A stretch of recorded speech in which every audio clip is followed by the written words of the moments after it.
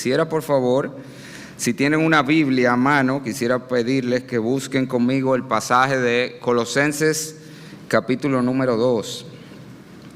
Vamos a meditar la palabra de Dios en un texto que se encuentra en la epístola del apóstol Pablo a los Colosenses. Es este pasaje. Voy a usar el método que hago en mis clases, de que veamos la Biblia y vamos viendo la secuencia de pensamiento. Lo leo aquí, el texto en el que vamos a meditar. Dice la palabra de Dios, Colosenses capítulo 2, versículos 8 al 15.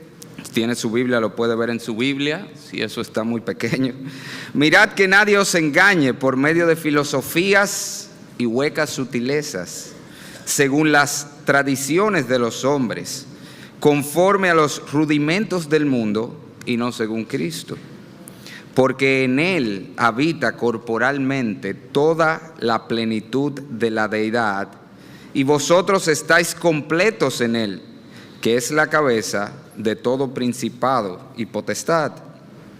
En Él también fuisteis circuncidados con circuncisión no hecha a mano, al echar de vosotros el cuerpo pecaminoso carnal en la circuncisión de Cristo, sepultados con Él en el bautismo, en el cual fuisteis también resucitados con Él mediante la fe en el poder de Dios que le levantó de los muertos. Y a vosotros, estando muertos en pecados y en la incircuncisión de vuestra carne, os dio vida juntamente con Él, perdonándoos todos los pecados, anulando el acta de los decretos que había contra nosotros, que nos era contraria, quitándola de en medio y clavándola en la cruz.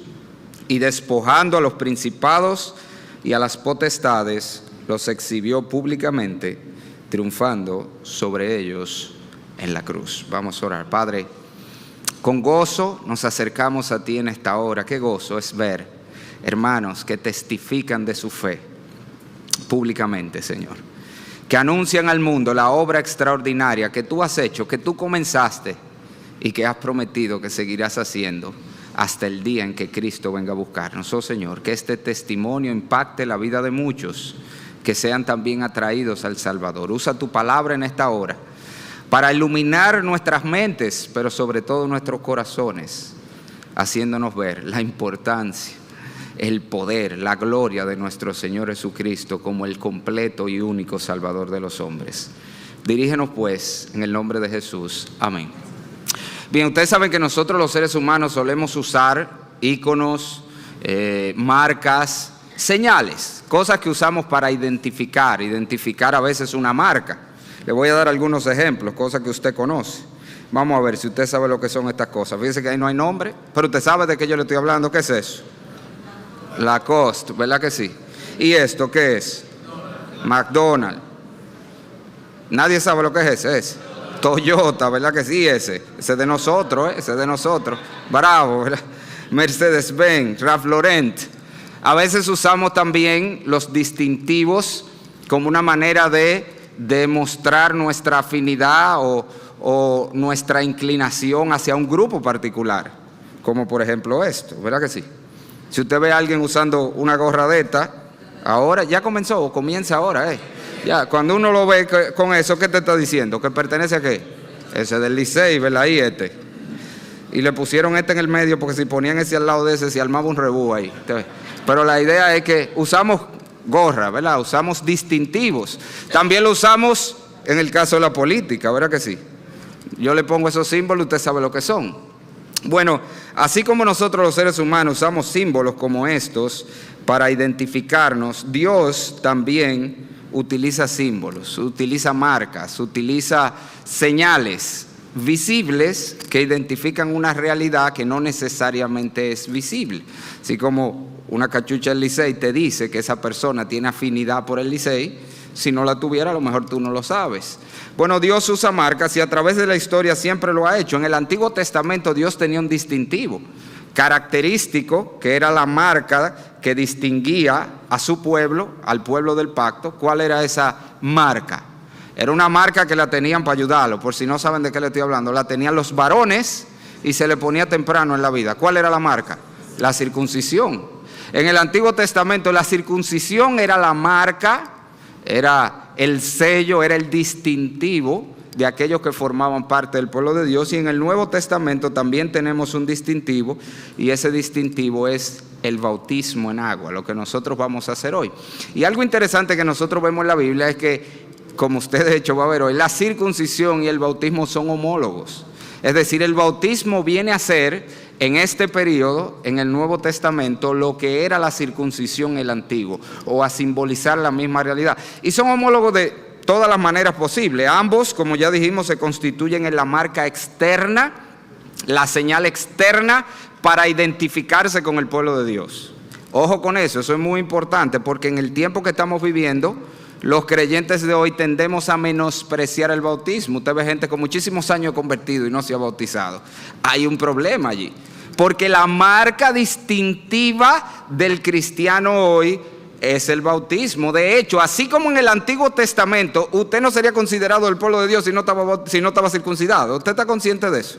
Usted no sería considerado del pueblo de Dios si no estaba circuncidado en el Antiguo Testamento. Pues de la misma manera, usted en el Nuevo Testamento, agarre su Biblia, usted no sería considerado cristiano si no estaba bautizado. Por eso es que el apóstol Pablo en Hechos 19, cuando llega y encuentra un grupo de creyentes, entre comillas, ya lo primero que le pregunta es si habían recibido el bautismo cristiano. Porque en el Nuevo Testamento, la marca externa, el identificador externo de que yo soy cristiano es el bautismo. De hecho, tanto es así que en el Nuevo Testamento, la profesión de fe, la única profesión de fe que encontramos en el Nuevo Testamento es el bautismo. Por eso es que en la Biblia aparece tan cercano el bautismo y la salvación, que algunos han llegado a enseñar y decir que usted necesita bautizarse para ser salvo. Pero no es porque el bautismo salve. Vamos a ver, y de hecho eso es lo que estamos diciendo, el bautismo es una mera señal externa, no es porque salva. Pero en el Antiguo Testamento la profesión de fe, que es lo que salva, la fe, la profesión de fe, la única que encontramos es el bautismo. Nosotros hoy tenemos muchos métodos de profesar fe: levantar la mano en un culto, caminar al frente, llenar una tarjeta, y nada de eso está mal. Pero usted no encuentra nada de eso en la Biblia, en el Nuevo Testamento. La profesión de fe que tenían en el primer siglo era bautizarse. Por eso era que se hacía inmediatamente, la gente creía, porque esa era la manera como se profesaba fe. Y estoy recalcando esto porque esto es importante. Si tú no te has bautizado, si tú dices que eres cristiano y no te has bautizado, estás renuente a bautizarte, tenemos todas las razones para dudar de tu cristianismo. ¿Por qué? Porque en la Biblia, en el Nuevo Testamento, la marca que identifica a los cristianos es el bautismo. Además de ser la primera gran evidencia de obediencia, porque es un mandato del Señor. Pero el bautismo y la circuncisión no solo son homólogos por ser la marca externa, o sea, lo que externamente identificaba a una persona como parte del pueblo de Dios, sino que también son homólogos en el sentido, y va de la mano con esto, de que se hacían al inicio de nuestra relación de pacto con Dios. O en otras palabras, era, si queremos ponerlo así, el rito de iniciación. Por eso, el antiguo pacto, que era un pacto nacional, Dios tenía un pacto con el pueblo de Israel, un pacto nacional. La gente entraba a ese pacto, ¿cómo? ¿Cuándo? ¿Cuándo la gente entraba al pacto nacional de Israel? Cuando nacía, porque usted nacía judío, usted entró en el pacto, porque usted parte del pueblo. Y por eso la marca se ponía, ¿cuándo? Al nacer, a los 8 días de nacido, en la primera semana de nacido, porque ese era el momento cuando nació, que entró en la relación de pacto con Dios. Y lo mismo pasa con el bautismo. Y estoy haciendo este énfasis porque, aunque usted no lo crea, hay grupos, no solamente en la religión tradicional, hay grupos cristianos evangélicos que bautizan infantes y bautizan bebés. Y lo hacen sobre la base, te dicen, pero sí, nosotros sabemos, y es verdad, que el bautismo es el homólogo de la circuncisión, y es verdad, como vamos a ver en un momento. El bautismo es el homólogo de la circuncisión. Ellos te dicen, y la circuncisión se le aplicaba a los bebés, pues debemos aplicar el bautismo a los bebés. El problema es que hay un problema de teología allí.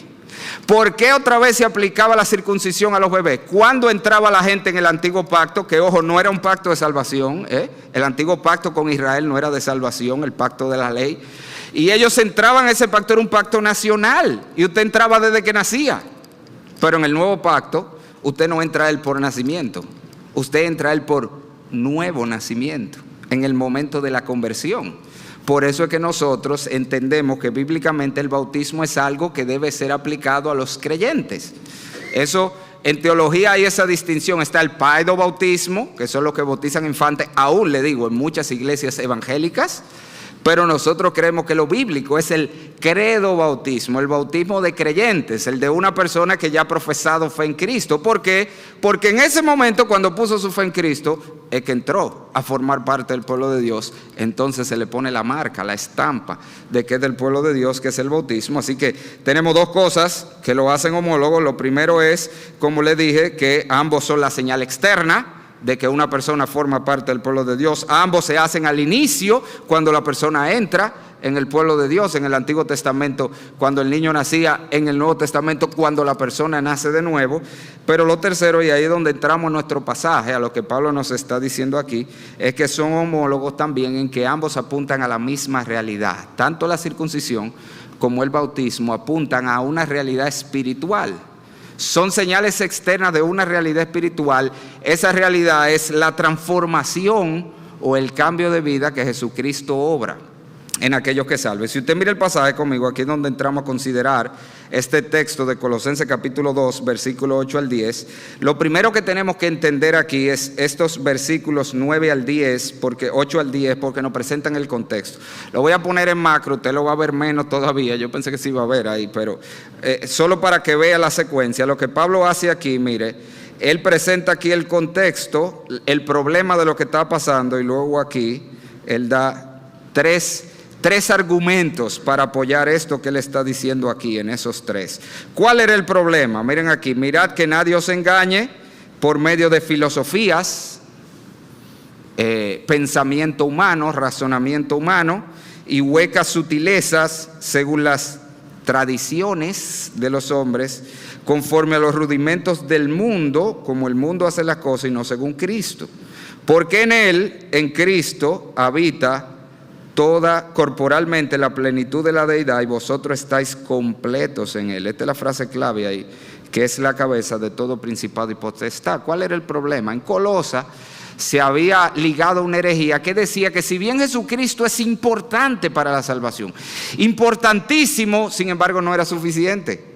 Para una persona ser salva, además de Jesucristo, necesitaba una serie de actividades, de ritos, de cosas que tenía que hacer. Y no solamente eso, necesitaba incluso de otros mediadores. Por eso es que él habla aquí de principados y potestades.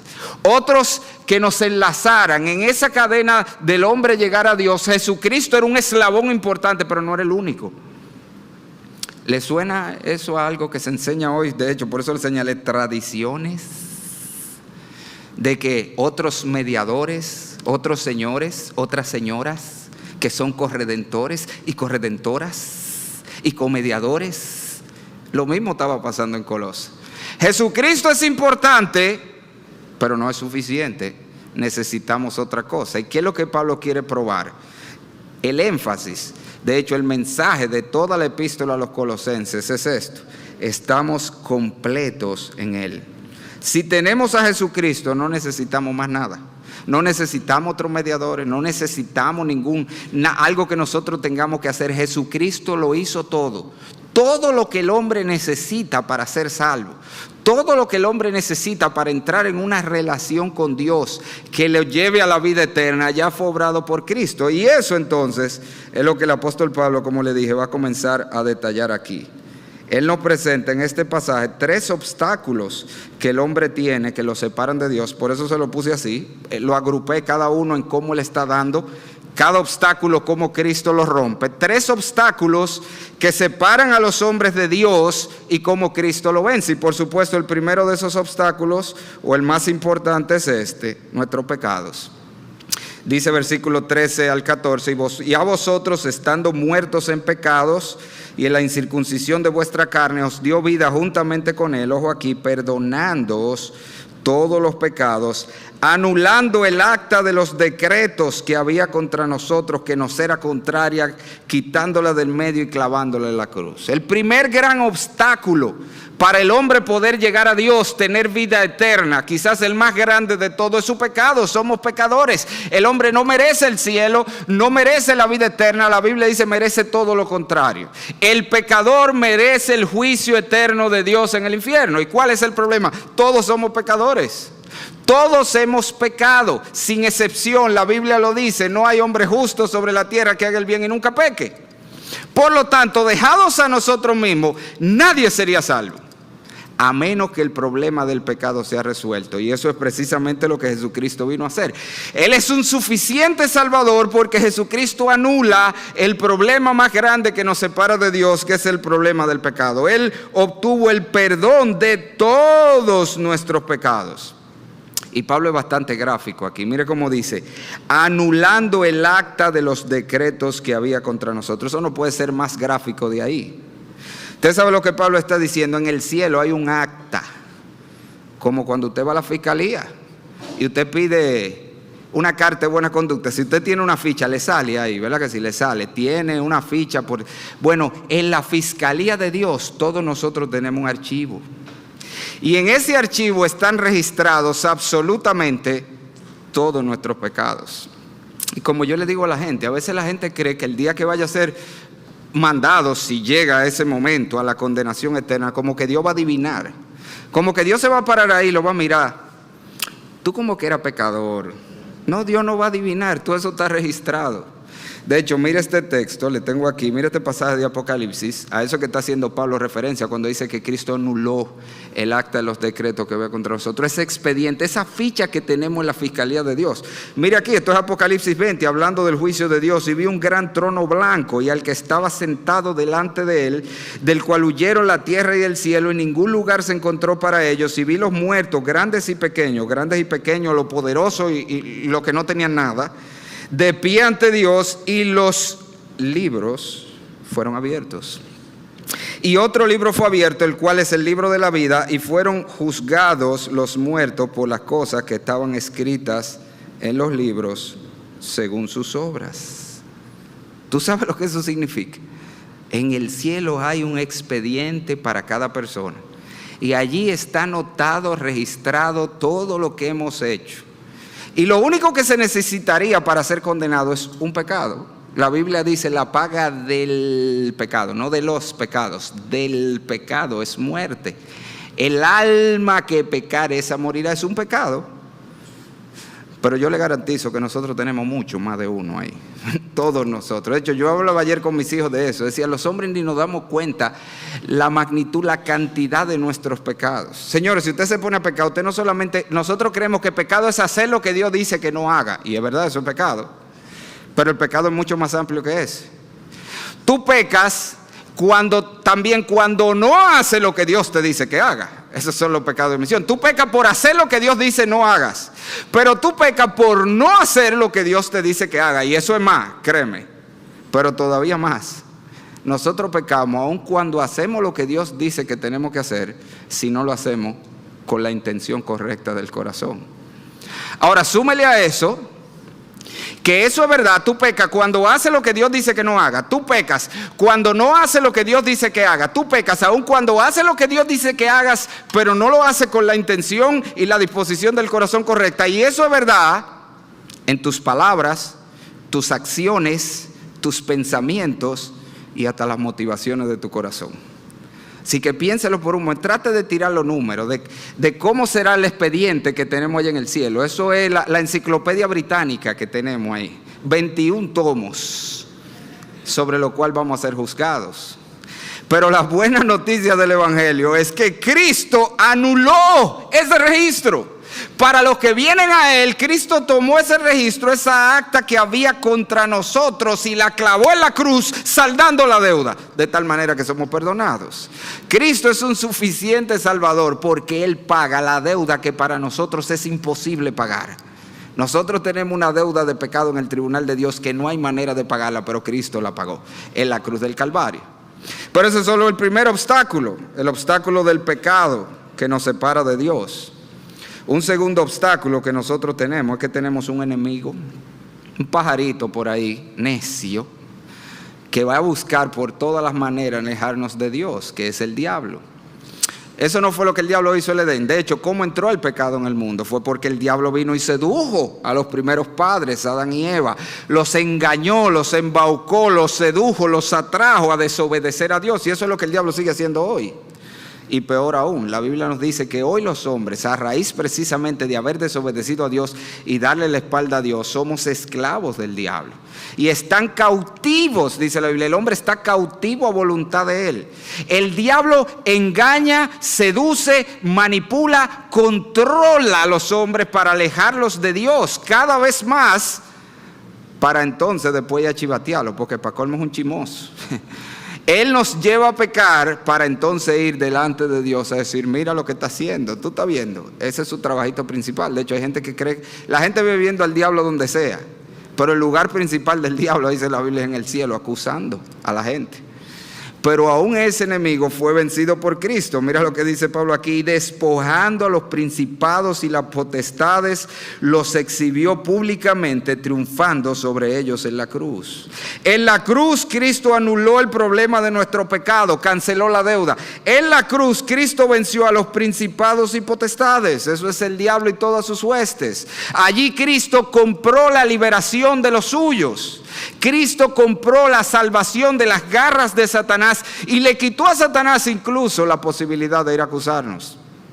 Porque ¿qué pasa ahora cuando el diablo sube al tribunal de Dios? Él es el fiscal que va a presentar el caso. Que cada vez que él sube y presenta una ficha nueva, una nueva falta, y él trae eso por aquí, el Señor Jesucristo, nuestro abogado, viene de este lado y dice: Señor, ya eso está pago. Usted no vio qué fue lo que hizo aquí, perdonando ¿qué? Todos los pecados. Todo está saldado. O sea que Cristo nos libró del problema del pecado, pero también nos libró de nuestros enemigos espirituales que manipulan a los hombres para alejarlos de Dios y nos acusan delante de Dios. Nos libró de la condenación del pecado, nos libró del poder del diablo, pero hay una manera más, como Cristo obró para nuestra salvación, y es donde entramos lo que tiene que ver con el bautismo y la circuncisión en esta tarde, y es lo que Pablo nos dice aquí. Usted sabía que otro obstáculo que los hombres tienen para la salvación son ellos mismos, su propio corazón. El problema del ser humano no es solo que está condenado en su pecado, no es solo que tiene un enemigo que lo está manipulando sin él darse cuenta, como marioneta lo tiene, manipulándolo, alejándolo de Dios por medio de filosofías y tradiciones y de engaños y de seducciones. No, el problema del hombre es más grande todavía. Es que de por sí él tiene un corazón que no ama a Dios, que no quiere la salvación que Dios le ofrece. Por eso, créame, que si Jesucristo muere en la cruz del Calvario para pagar el pecado, pero no cambia el corazón de los hombres para que vengan a Él, nadie sería salvo. Porque ni los hombres de manera natural no queremos a Dios, por lo menos no el Dios de la Biblia. Los hombres buscan a Dios, el Dios de su imaginación, el Dios que ellos quieren, el Dios como ellos quieren, pero el Dios de la Biblia no lo busca. Y la prueba es clara. ¿Por qué no se convierte? Porque el Dios de la Biblia que dice: ven a Cristo y conviértete. No, pero es que ese Dios no es el que queremos. Queremos el Dios que nosotros nos hemos inventado. El Dios que nos permite ser como nosotros queremos ser, vivir como queremos vivir. Ese es el Dios que los hombres persiguen. Pero el de la Biblia le corren. Y el Señor dijo, el mismo Señor Jesucristo, de hecho te lo muestro aquí, mira este texto, Juan 3:19, y esta es la condenación. De hecho es interesante, esto es Juan 3:19. Una nota teológica importante aquí. Juan 3:19 está después de Juan 3:16. ¿Entendió? ¿De qué habla Juan 3:16? Porque de tal, versículo más famoso posiblemente de la Biblia, porque de tal manera amó Dios al mundo que ha dado su Hijo unigénito para que todo aquel que en Él cree no se pierda, mas tenga vida eterna. Pero ¿y entonces por qué se pierde la gente? Si Dios ya dio un Salvador, si Cristo vino, si Cristo murió, si el pecado ha sido saldado, si hay una solución, si hay una liberación, ¿por qué se pierde la gente? El Señor lo dijo 2 versículos más abajo, y esta es la condenación: que la luz vino al mundo, Él, la luz del mundo, y los hombres ¿qué? amaron más las tinieblas que la luz, porque sus obras eran malas. Los hombres de manera natural no quieren al Dios de la Biblia, no quieren la salvación, porque eso significa que tienen que abandonar sus malas obras, y ellos no quieren, ellos aman sus malas obras más que a Dios. Por eso, para el hombre poder ser salvo, tiene que haber un cambio radical en su corazón, un cambio interior, y es a eso precisamente que apuntan ambas señales, tanto la de la circuncisión como la del bautismo. Y eso es lo que Pablo nos dice aquí. Cristo no solamente obró para librarnos del pecado, Cristo no solamente obró para librarnos de las potestades o del diablo, como usted lo quiera poner. Cristo también obró para librarnos de nuestra propia naturaleza corrupta, que nos impide venir a Dios. Y dice el texto, en Él, en Jesucristo, también fuisteis, mire aquí la relación entre circuncisión y bautismo, también fuisteis circuncidados. Tú, cristiano, has sido circuncidado con circuncisión no hecha a mano, no circuncisión física del cuerpo. Dios hizo a lo que la circuncisión física apuntaba. ¿Qué era qué? La circuncisión del corazón. Fuiste circuncidado con circuncisión no hecha a mano, al echar de vosotros el cuerpo pecaminoso carnal en la circuncisión de Cristo. Jesucristo cambia el corazón de los hombres, circuncida. La circuncisión era un símbolo, una señal que apuntaba a la necesidad que tiene el hombre de que algo le sea quitado, la corrupción de su corazón que no le permite venir a Dios. De hecho, otra vez, aquí le tengo otro versículo, Deuteronomio 36. Ahí vemos de lo que se trataba la circuncisión. No era solamente un rito por hacerlo a los niños, era un símbolo. Todo lo que sucedía en el Antiguo Testamento era un símbolo de una realidad espiritual. ¿Cuál era el símbolo detrás de la circuncisión? Y circuncidará Jehová Dios tu corazón y el corazón de tu descendencia. ¿Para qué? Para que ames a Jehová tu Dios con todo tu corazón y con toda tu alma, a fin de que vivas. ¿Y qué es lo que el pasaje está diciendo? Si no hay una circuncisión del corazón, nadie ama a Dios con todo su corazón. Amamos más nuestro pecado. Eso fue lo que dijo Jesús. Ese es el problema. Los hombres aman más su pecado. Los hombres aman más su vida de pecado. Aman más sus tradiciones que a Dios. Y eso es un serio problema. Pero Cristo vino también a cambiar el corazón, a hacer esa circuncisión del corazón, donde se quita, dice Pablo, eso es lo que Pablo nos está diciendo aquí, el cuerpo carnal pecaminoso, esa tendencia a la corrupción, esa tendencia a desechar a Dios, a amar más a Dios. Y Cristo vino a darnos un corazón para que le amáramos más que la vida que llevábamos si pudiéramos venir a Él. Y eso, entonces, nos dice Pablo finalmente, versículo 12, que es el único que nos falta aquí por ver. Eso es lo que representamos en el bautismo en agua. Ese cambio de vida, ese cambio interior. Dice el versículo 12, fíjese la relación, esto sigue continuo. En Él también fuisteis circuncidados con la circuncisión no hecha a mano, al echar de vosotros el cuerpo carnal pecaminoso en la circuncisión de Cristo. ¿Y cómo se ve eso hoy en la vida cristiana? Versículo 12, continúa. Sepultados con Él, con Cristo, en el bautismo, en el cual también fuisteis resucitados con Él, mediante la fe en el poder de Dios que le levantó de los muertos. Y ese es uno de los versículos más claros para dejarnos ver de lo que se trata eso que vamos a hacer hoy. ¿De qué se trata el bautismo? El bautismo se trata de simbolizar una realidad espiritual. ¿Cuál es la realidad? Que morimos, fuimos sepultados. ¿A quién es que usted sepulta? A los muertos. El viejo hombre, ese que amaba más otras cosas que a Dios, murió y fue sepultado. Y resucitamos con Cristo a un nuevo hombre, uno que ahora ama a Dios, uno que ahora ama más las cosas de Dios que las cosas de este mundo. Ese es el simbolismo del bautismo, y por eso bautizamos como bautizamos. Otro problema con el bautismo es cómo se debe bautizar. Hay quienes bautizan echando un chin de agua, eso es aspersión, ¿verdad? Le tiran agua. Otros por afusión toman el agua y se la echan desde encima. Pero el texto es claro, el bautismo debe ser por inmersión, porque lo que representa es, fui sepultado y resucité como uno nuevo. Por eso el bautismo es así, el bautismo por inmersión, no echándole un chin de agua en la cabeza. Es una sepultura y una nueva vida. Ahora, ojo, esto es muy importante, Eso que yo le estoy diciendo, murió el viejo hombre, resucitó uno nuevo que ahora ama a Dios, no va a pasar hoy.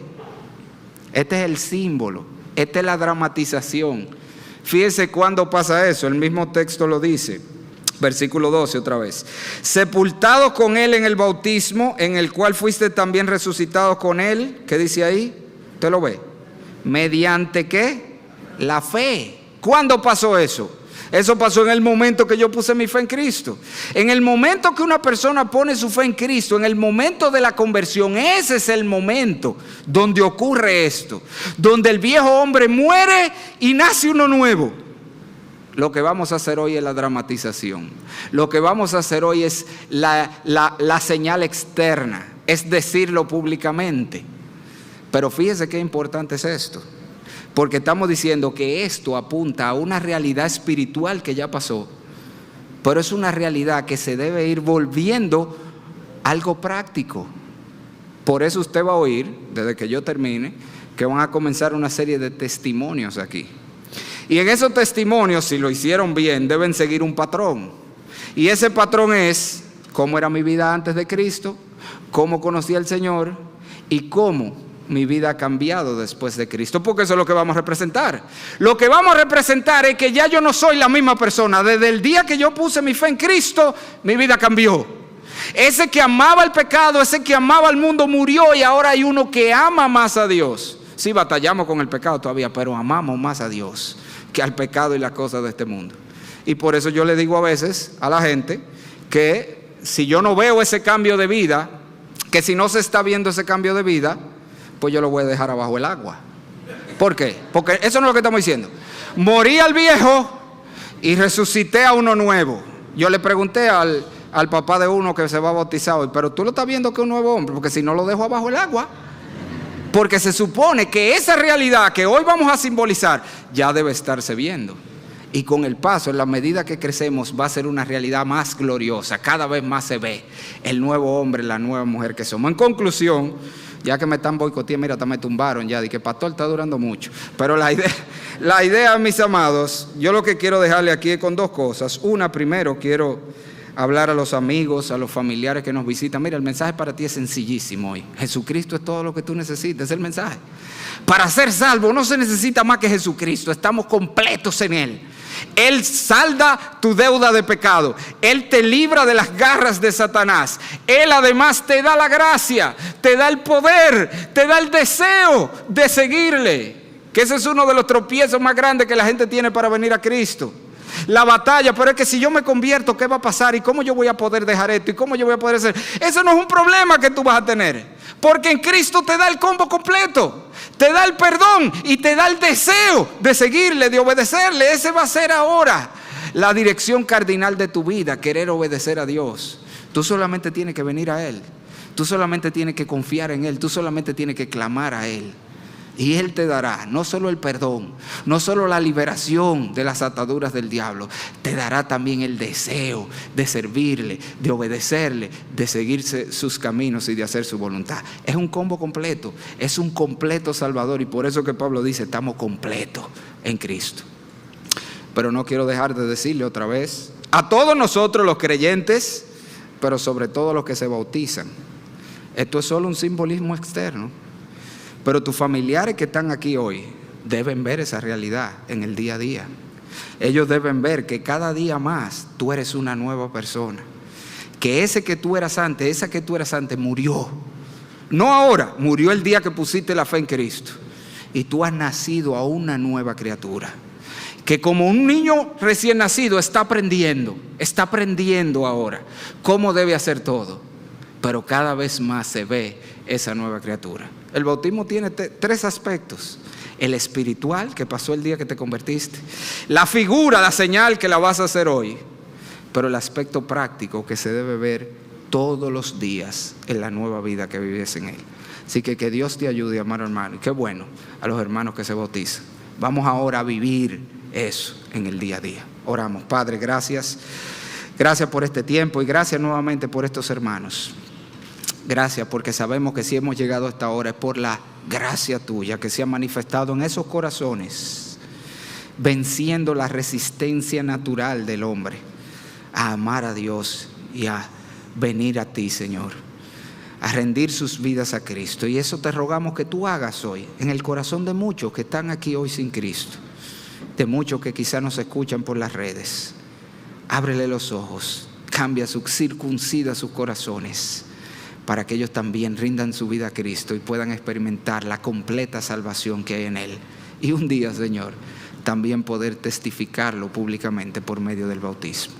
Gracias, Señor, por este tiempo. En el nombre de Jesús. Amén.